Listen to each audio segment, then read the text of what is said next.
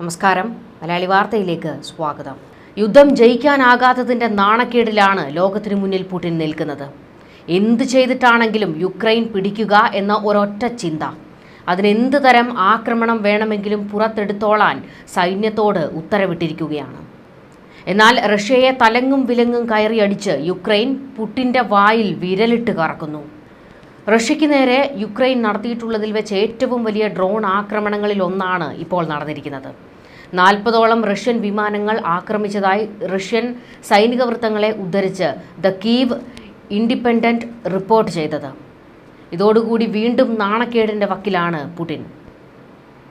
ഒലന്യ, ബെലായ വ്യോമത്താവളങ്ങളിൽ Ukraine കടുത്ത ആക്രമണം നടത്തിയതായിട്ടാണ് റിപ്പോർട്ടുകൾ. 40ഓളം റഷ്യൻ യുദ്ധവിമാനങ്ങളെ ആക്രമിച്ചതായി യുക്രൈൻ അവകാശപ്പെടുമ്പോൾ ഇതിലും വലിയ നാണക്കേട് ഇനി റഷ്യയ്ക്ക് വരാനില്ല. കാരണം ആ ആക്രമണങ്ങളെ തടുക്കാൻ പോലും റഷ്യയ്ക്ക് കഴിഞ്ഞില്ല എന്നുള്ളതാണ് ഏറ്റവും വലിയ നാണക്കേട്. ഞായറാഴ്ച യുക്രൈനിലെ സൈനിക പരിശീലന കേന്ദ്രത്തിൽ റഷ്യ മിസൈൽ ആക്രമണം നടത്തിയതിനു പിന്നാലെയാണ് യുക്രൈൻ ഡ്രോൺ ആക്രമണം നടത്തുന്നത്. റഷ്യയുടെ ആക്രമണത്തിൽ 12 പേർ മരിക്കുകയും 60ഓളം പേർക്ക് പരിക്കേൽക്കുകയും ചെയ്തിരുന്നു. ഇതിന്റെ തിരിച്ചടിയായിട്ടാണ് ഇപ്പോൾ യുക്രൈനും കയറി ഒന്നാം തരം അടി കൊടുത്തത്. യുക്രൈനിലേക്ക് ദീർഘദൂര മിസൈലുകൾ തൊടുക്കാൻ വിന്യസിച്ചിട്ടുള്ള Tu-95, Tu-22 സ്ട്രാറ്റജിക് ബോംബറുകൾ അടക്കം ആക്രമിച്ചതായാണ് യുക്രൈൻ സുരക്ഷാ ഏജൻസികൾ അവകാശപ്പെടുന്നത്. അതേസമയം യുക്രൈൻ്റെ ഡ്രോൺ ആക്രമണം റഷ്യയിലെ ഗവർണർ സ്ഥിരീകരിച്ചിട്ടുണ്ട്. ഒലന്യ വ്യോമത്താവളത്തിന് സമീപം സ്ഫോടന ശബ്ദങ്ങൾ കേട്ടതായും കനത്ത പുക ഉയരുന്നതായും റിപ്പോർട്ട് ചെയ്യപ്പെട്ടിട്ടുണ്ട്. ഇതിൻ്റെ ചിത്രങ്ങളും വീഡിയോകളും പുറത്തു വന്നിട്ടുമുണ്ട്. റഷ്യയിലെ ഏറ്റവും പ്രധാനപ്പെട്ട വ്യോമത്താവളങ്ങളിലൊന്നാണ് ഒലന്യയിലേത്. ബെലായ വ്യോമത്താവളവും ആക്രമിക്കപ്പെട്ടതായിട്ട് റിപ്പോർട്ടുകൾ പുറത്തു വന്നിട്ടുണ്ട്. അത് ഗവർണർ സ്ഥിരീകരിക്കുകയും ചെയ്തു. റഷ്യയ്ക്ക് നേരെ യുക്രൈൻ നടത്തുന്ന ഏറ്റവും വലിയ ഡ്രോൺ ആക്രമണമായതുകൊണ്ട് തന്നെ ഇപ്പോൾ കിട്ടിയിരിക്കുന്ന അടി അതിന് തക്കതായ തിരിച്ചടി കൊടുക്കാൻ തന്നെയാണ് പുടിൻ ഇപ്പോൾ സൈന്യത്തിന് ഉത്തരവ് കൊടുത്തിരിക്കുന്നത്. അതിനുള്ള നീക്കത്തിലേക്ക് റഷ്യൻ സൈന്യം കടന്നു എന്നാണ് വിവരങ്ങൾ. അതായത് യുക്രൈൻ്റെ അതിർത്തികളിലേക്ക് റഷ്യയുടെ ടാങ്കുകൾ ഇരച്ചെത്തിയതായിട്ടുള്ള വിവരങ്ങൾ പുറത്തു വരുന്നുണ്ട്. ഇതുമാത്രമല്ല, ഇപ്പോൾ യുക്രൈൻ്റെ പല ഭാഗങ്ങളും റഷ്യ പിടിച്ചെടുത്തിട്ടുണ്ട്. ഈ കേന്ദ്രങ്ങളിൽ ശക്തമായ നീക്കത്തിനും പുടിൻ ഉത്തരവിട്ടിട്ടുണ്ട്. അതായത് അവിടങ്ങളിൽ സൈനിക കേന്ദ്രങ്ങൾ നിർമ്മിച്ച് ആ ഭാഗങ്ങളിൽ നിന്നുകൊണ്ട് തന്നെ യുക്രൈനിലേക്ക് ആക്രമണം നടത്താനാണ് സൈന്യത്തിന് ഉത്തരവിട്ടിരിക്കുന്നത്. ഇത് കുറച്ചുകൂടി എളുപ്പമാണ് റഷ്യൻ സൈന്യത്തിന്. അതായത് യുക്രൈൻ്റെ മേഖലകൾ അത് കൃത്യമായി ടാർഗറ്റ് ചെയ്ത് ആക്രമണം നടത്താൻ ഇപ്പോൾ റഷ്യയുടെ കൈവശമുള്ള യുക്രൈൻ്റെ ഭാഗങ്ങളിൽ നിന്ന് റഷ്യൻ സൈന്യത്തിന് സാധിക്കും. അതിർത്തിയിലേക്ക് കൂടുതൽ ടാങ്കുകൾ വിന്യസിച്ചിട്ടുണ്ട് റഷ്യ. ഇതിൽ നിന്ന് വ്യക്തമാകുന്നത് കരയാക്രമണത്തിന് റഷ്യ തയ്യാറെടുക്കുന്നു എന്നാണ്. എന്നാൽ ഇപ്പോൾ മറ്റൊരു പ്രതിസന്ധി റഷ്യയ്ക്ക് മുന്നിൽ ഉയർന്നിരിക്കുന്നത് സ്വന്തം പട്ടാളത്തിലെ പലരും പുടിനെതിരെ തിരിഞ്ഞിരിക്കുന്നു എന്നുള്ളതാണ്. 3 വർഷമായി നടക്കുന്ന യുദ്ധത്തിൽ ഇതിനോടകം തന്നെ വലിയ ഒരു സൈനിക നഷ്ടം റഷ്യയ്ക്ക് സംഭവിച്ചിട്ടുണ്ട്. യുക്രൈൻ്റെ ഭാഗത്തും അതുതന്നെയാണ്. നിരവധി സൈനികർ ഇതിനോടകം കൊല്ലപ്പെട്ടിട്ടുണ്ട്.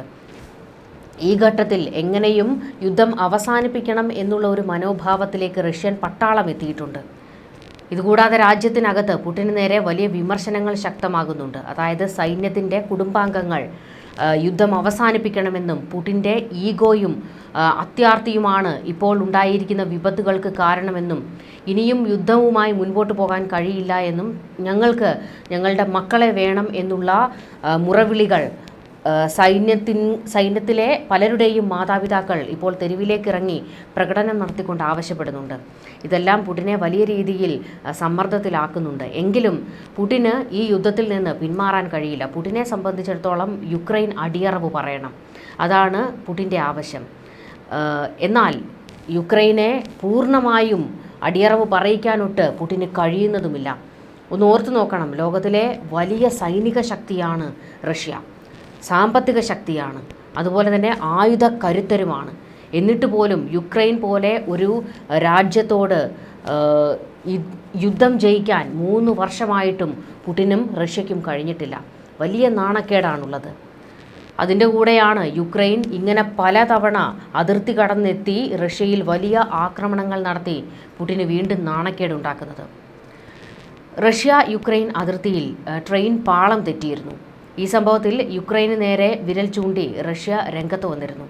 ഈ വിഷയത്തിൽ ഇരു രാജ്യങ്ങളും വലിയ പോർവിളി നടക്കുന്നതിനിടെയാണ് യുക്രൈൻ ഇപ്പോൾ കയറി അടിച്ചിരിക്കുന്നത്. ട്രെയിൻ അപകടം നടന്നതിൻ്റെ കലിപ്പിൽ യുക്രൈനിൽ ചിലയിടത്ത് റഷ്യ ഡ്രോൺ ആക്രമണങ്ങളൊക്കെ നടത്തിയിരുന്നു. ഇതിന് മറുപടിയായിട്ട് കൂടിയാണോ യുക്രൈൻ്റെ ഈ തിരിച്ചടി എന്ന ചോദ്യം ശക്തമാകുന്നുണ്ട്. റഷ്യയിലെ ബ്രയാൻസ്ക് മേഖലയിലെ ട്രെയിൻ അപകടത്തിന് പിന്നിൽ അട്ടിമറി ആരോപണവുമായി റഷ്യൻ സെനറ്റർ ആൻഡ്രി ക്ലിഷാസ് ആണ് രംഗത്ത് വന്നത്. 7 പേർ കൊല്ലപ്പെട്ട പാസഞ്ചർ ട്രെയിൻ പാളം തെറ്റിയതിന് പിന്നിൽ യുക്രൈൻ്റെ ആസൂത്രണമാണെന്നായിരുന്നു സെനറ്റർ ആരോപിച്ചത്. ബ്രയൻസ് മേഖലയിലെ പാലം തകർന്നതാണ് അപകടത്തിന് കാരണമായത്. പാലം പൊട്ടിത്തെറിച്ചതാണെന്ന പ്രാഥമിക നിഗമനവും ഉണ്ടായിരുന്നു. എന്നാൽ റഷ്യൻ സർക്കാരിലെ പലരും ഇതങ്ങോട്ട് ഉൾക്കൊള്ളാൻ തയ്യാറാകുന്നില്ല. ഇതിന് പിന്നിൽ ഈ പാലം തകർക്കുന്നതിന് വേണ്ടി കളിച്ചത് യുക്രൈനാണെന്ന ആരോപണമായിരുന്നു റഷ്യയിൽ നിന്നുയർന്നത്. ശനിയാഴ്ച വൈകുന്നേരമാണ് ഈ സംഭവം നടന്നത്. 388 യാത്രക്കാരുമായി ക്ലിമോവിൽ നിന്ന് മോസ്കോയിലേക്ക് പോകുന്നതായിരുന്നു ഈ ട്രെയിൻ. അപ്പോഴാണ് അപകടമുണ്ടാകുന്നത്. 66 പേർക്കാണ് ഗുരുതരമായി പരിക്കേറ്റത്. ഗതാഗത പ്രവർത്തനങ്ങളിൽ നിയമവിരുദ്ധമായ ഇടപെടൽ കാരണമാണ് പാലത്തിൻ്റെ തൂൺ തകർന്നതെന്ന് റഷ്യൻ റെയിൽവേ പറഞ്ഞിരുന്നു. പിന്നീടാണ് ബ്രയാൻസ്ക് ഗവർണർ അലക്സാണ്ടർ ബൊഗോമാസ് ഒരു സ്ഫോടനത്തിൽ പാലത്തിന് കേടുപാടുകൾ സംഭവിച്ചതായി പ്രസ്താവിച്ചത്. റഷ്യൻ ഫെഡറേഷൻ കൗൺസിൽ അംഗമായ ആൻഡ്രി ക്ലിഷാസ് അട്ടിമറിക്ക് പിന്നിൽ യുക്രൈനാണെന്ന് ഇതോടെ ആരോപണം ഉന്നയിച്ചു. ടെലിഗ്രാമിൽ പങ്കിട്ട പോസ്റ്റിൽ പാലം ആക്രമണവും ട്രെയിൻ പാളം തെറ്റലും യുക്രൈൻ്റെ ഒരു തീവ്രവാദ ഗ്രൂപ്പാണ് നിയന്ത്രിക്കുന്നത് എന്ന് തെളിയിക്കുന്നുവെന്ന് ഇദ്ദേഹം കുറിപ്പിട്ടു. വളരെ കാലമായി യുക്രൈൻ അതിർത്തികളോ നിയമാനുസൃത അധികാരികളോ നിയമങ്ങളോ ഇല്ലാതെ ഒരു തീവ്രവാദ കേന്ദ്രമായി മാറിയിരിക്കുന്നുവെന്നും ഇദ്ദേഹം വിമർശിച്ചു.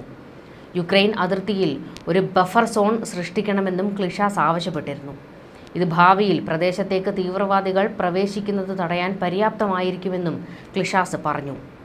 മെയ് അവസാനം കുർസ്ക് മേഖലയിലേക്കുള്ള യുക്രൈനിയൻ കടന്നുകയറ്റത്തെ സൈന്യം വിജയകരമായി തുരത്തിയതിനു ശേഷം അതിർത്തിയിൽ ഒരു സുരക്ഷാ ബഫർ സോൺ സൃഷ്ടിക്കാൻ റഷ്യ ഉദ്ദേശിക്കുന്നതായി പ്രസിഡന്റ് വ്ളാഡിമിർ പുടിനും പറഞ്ഞിരുന്നു. കഴിഞ്ഞ വർഷമാണ് പുടിൻ ഈ ആശയം ആദ്യമായി മുന്നോട്ട് വെച്ചത്. അന്ന് യുക്രൈൻ നടത്തുന്ന ദീർഘദൂര ആക്രമണങ്ങളിൽ നിന്ന് സാധാരണക്കാരെ സംരക്ഷിക്കുക എന്ന ലക്ഷ്യത്തോടെയായിരുന്നു അതെന്ന് ക്ലിഷാസ് പറഞ്ഞത്.